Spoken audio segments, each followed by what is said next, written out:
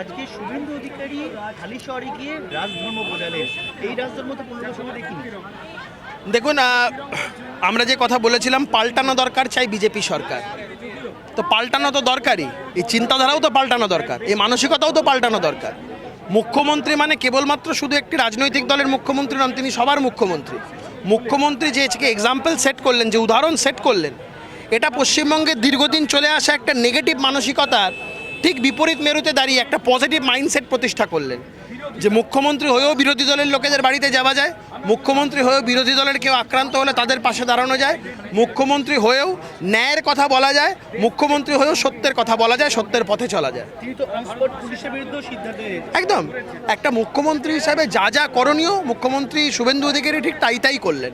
আমাদের তো এটাই আক্ষেপ ছিল, প্রাক্তন মুখ্যমন্ত্রী মমতা বন্দ্যোপাধ্যায় মুখ্যমন্ত্রী হিসেবে যা যা করণীয় তিনি সেটা করতেন না, এবং করতেন না বলেই পশ্চিমবঙ্গের মানুষ পাল্টেছে এবার, তাই বিজেপি সরকার করেছে।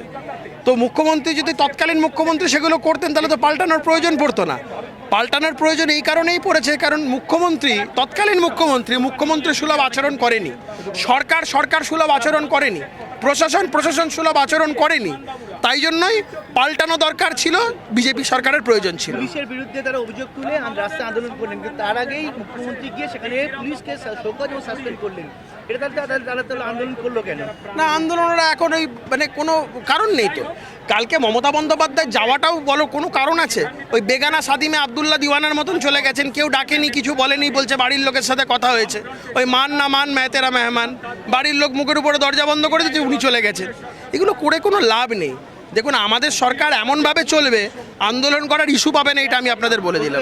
দুটো বিষয়, এটা হচ্ছে আমরা দিল্লিতে দেখেছিলাম যে আন্দোলন, তখন দেখলাম ইন্ডি জোটে প্রত্যেকে মুখ খুলে চলেও গিয়েছে। আজকে ঝাড়খণ্ডে এত বড় আন্দোলন, না কংগ্রেস মুখ খুলছে না ইন্ডি জোটে কেউ মুখ খুলছে, এটা কোথাও পক্ষপাতিত্ব না? ইন্ডির পিন্ডি চটকে গঙ্গায় ভাসিয়ে দেওয়া হয়ে গেছে। ভারতবর্ষে যেভাবে মোদিজির নেতৃত্বে উন্নয়নের সরকার, প্রগতির সরকার, জাতীয়তাবাদের সরকার যেভাবে চলছে, তাতে করে ইন্ডির পিন্ডি চটকে গঙ্গায় ভাসিয়ে দেওয়া হয়ে গেছে, এবং ভাসিয়েছে কে? ভারতবর্ষের মানুষ। গত কয়েক বছর দেখা যাচ্ছে বামেদের যুব আন্দোলন যুব কেন্দ্রিক হয়েছে, তাহলে কৃষক আন্দোলন, তারপর শ্রমিক ভিত্তিক আন্দোলন কোথাও কি গুরুত্ব হারিয়ে ফেলেছে? দেখুন, বামেরা সম্পূর্ণ দিকভ্রষ্ট হয়ে গেছে, তাদের নিজেদের মধ্যেই কোনো তালমিল নেই।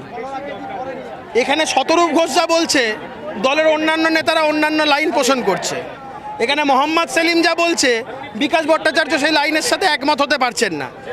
তো তাদের নিজেদের মধ্যেই দিকভ্রষ্ট হয়ে গেছে, তারা এখন এ নিয়ে আলোচনা করাই বেকার।